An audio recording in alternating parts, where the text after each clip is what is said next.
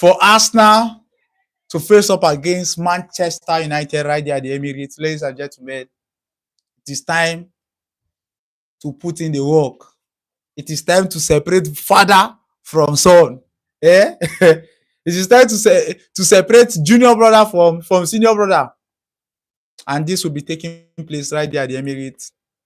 Going into this match, we have been hearing a lot from members of Banter Association, Man United fans, Chelsea fans, Man City fans, Liverpool fans, fans of Aston Villa, principalities and powers in the Premier League, all with the objective that agenda must agenda. Ladies and gentlemen, in this style, agenda will never agenda because we have to do our business as usual. We need to back the maximum 3 points and keep church, keep banter, keep sentiment aside. A Man United team coming to the Emirates should get ready to put in the work.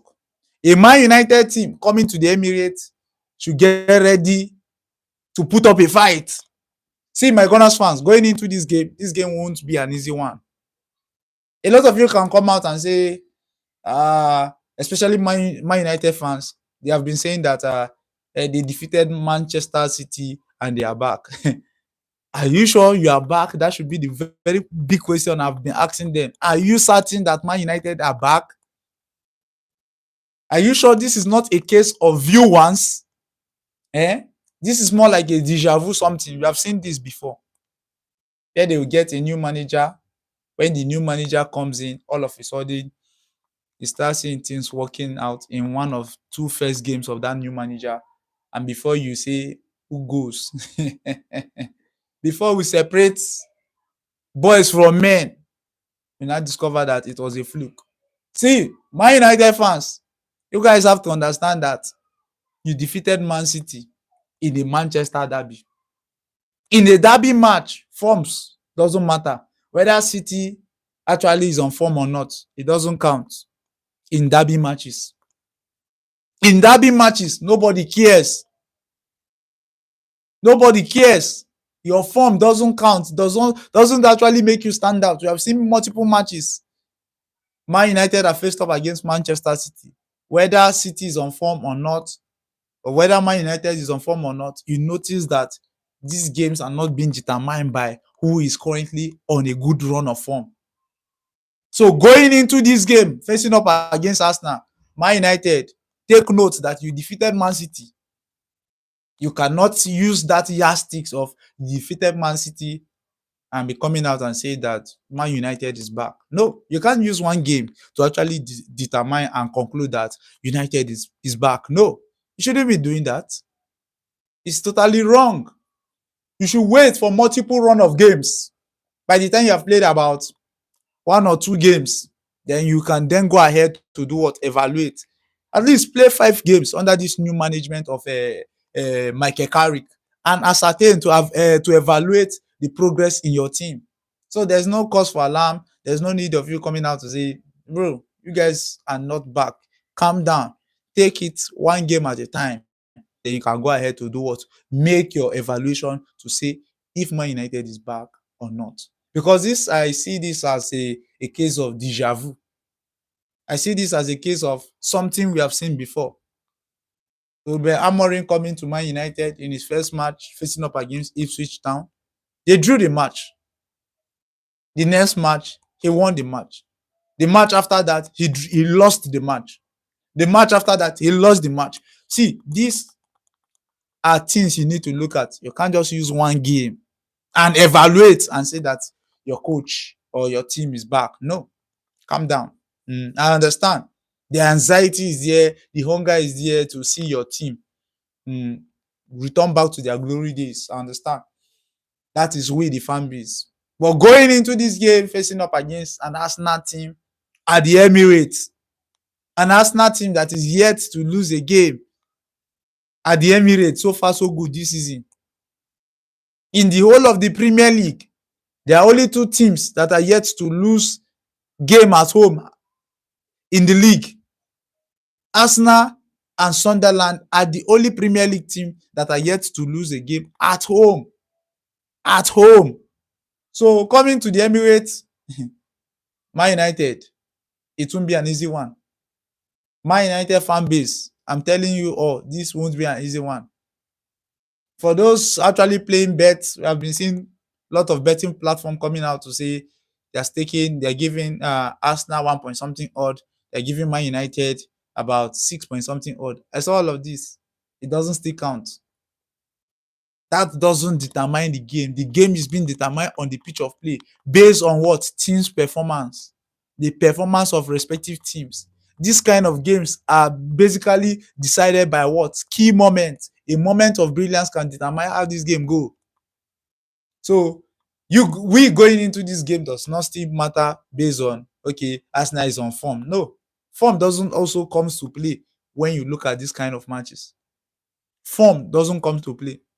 You have to put in the work and keep the keep the banter aside.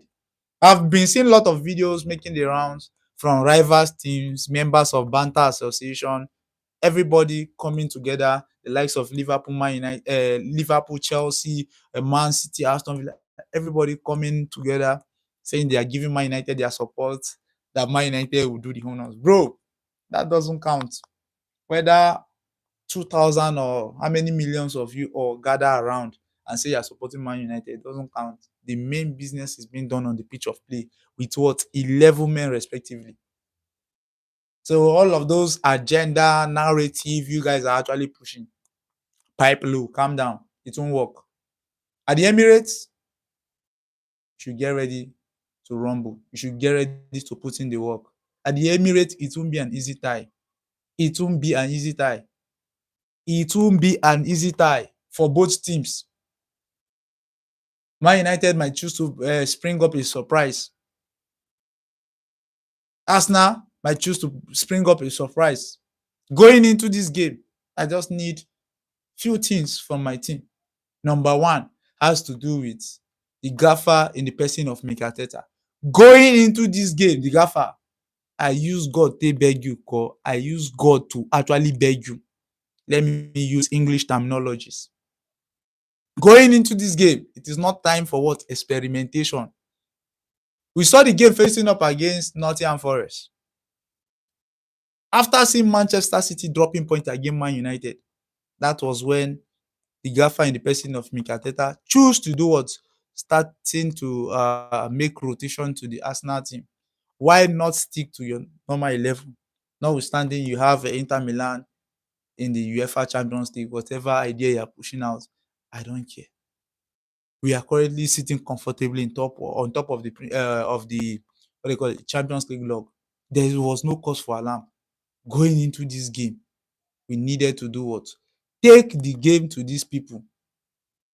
Man City have already dropped points. We needed to do what? Maintain our normal 11 going into that game.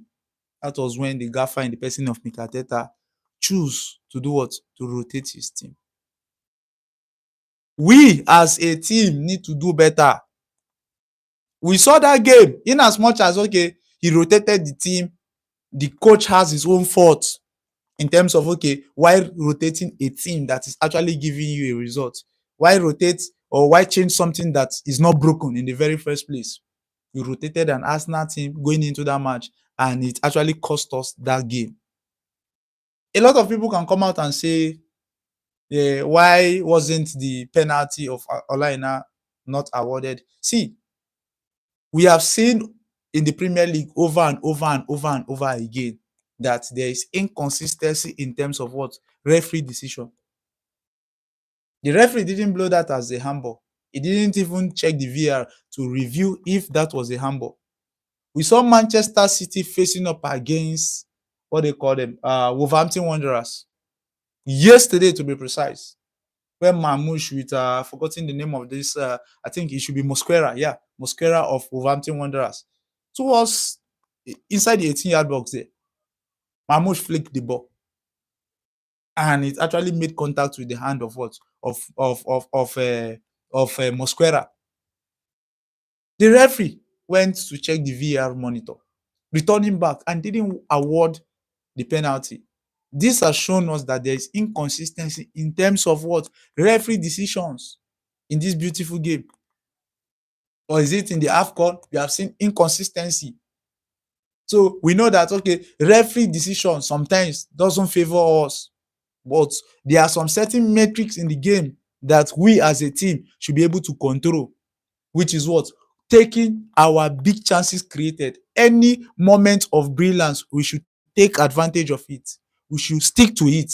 We should hold onto those moments of brilliance.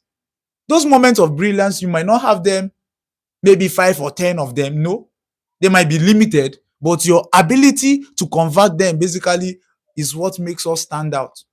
Going into this game facing up against a Man United team, moment of brilliance can actually decide how this game goes. It doesn't matter if we had 20 chances, big chances created. It doesn't matter. We need to be very clinical in the final third while facing up against this particular team, keeping every form of referee decision. No, there are metrics in the game that the players on the pitch of play can actually control, which is what? In terms of taking opportunity, seize opportunity when the time comes. Facing up against a Nottingham Forest team, we created about 4 big chances. Creating 4 big chances and we couldn't convert any of those 4 big chances is actually a red flag. For a team of Arsenal caliber to create 4 big chances and we couldn't convert it is actually a slap. So going into this game,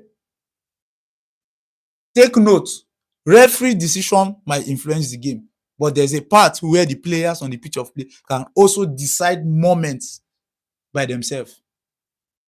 Big chances, chances from set pieces, chances. See, you can just create chance from out of anything, but the players need to put in the work, need to put in the dedication going into this game. They need to take the game to the Manchester United team. I don't want to see us defending. In as much as we have 100% record at the Emirates, we haven't lost. We need to do what? Take the game to this Manchester United team.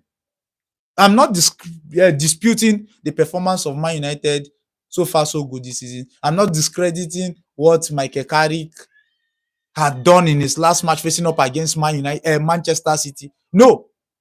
But going into this game is another ball game entirely.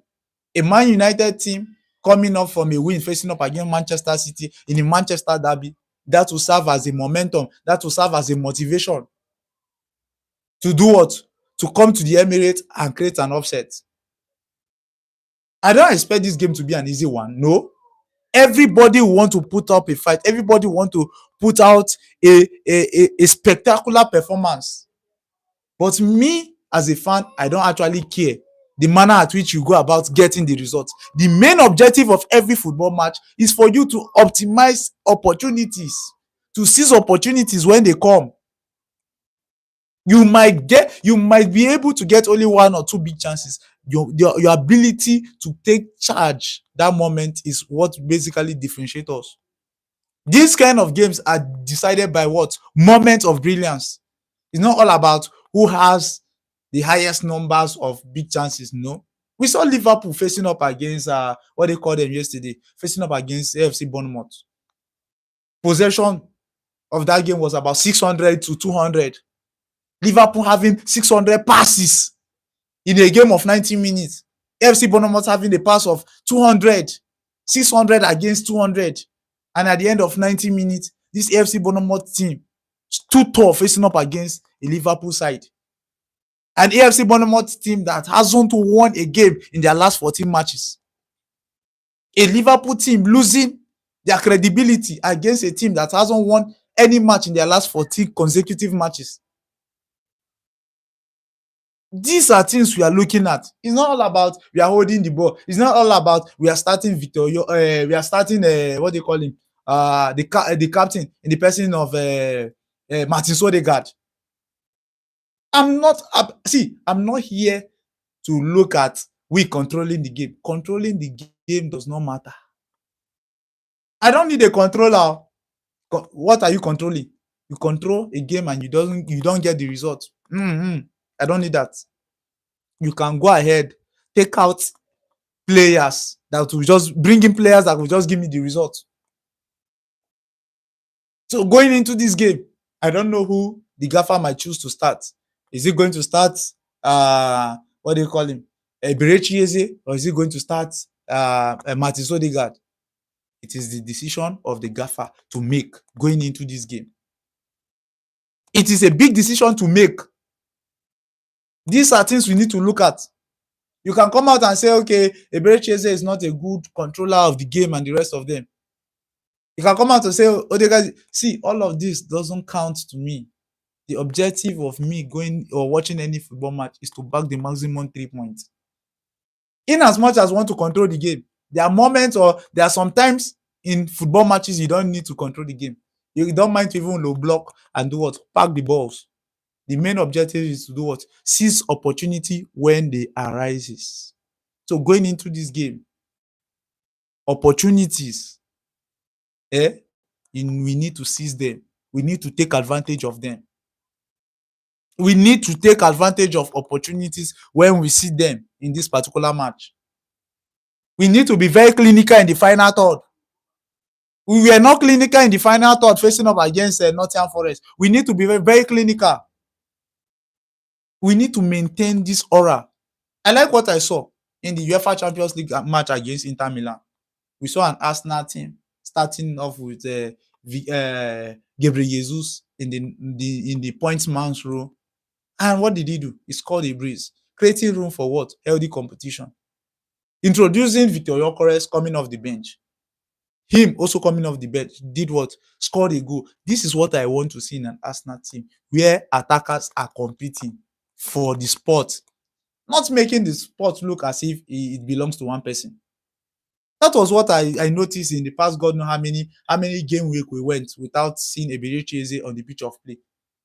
In the Premier League matches, facing up against this one, you will never see him there.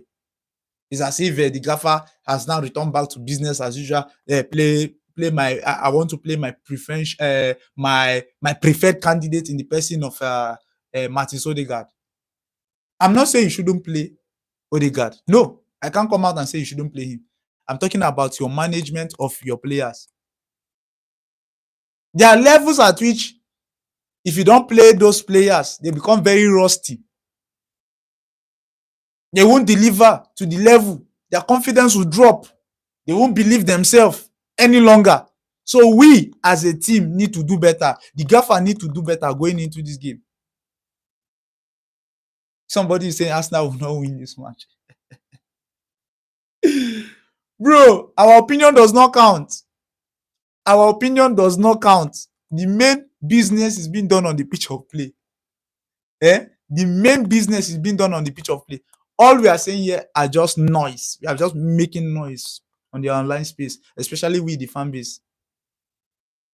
We'll just keep on making noise. Every fan base are just making noise, but the main job is being done on the pitch of play. That is where the work is. We can come out and be bragging. No, bragging is always acceptable.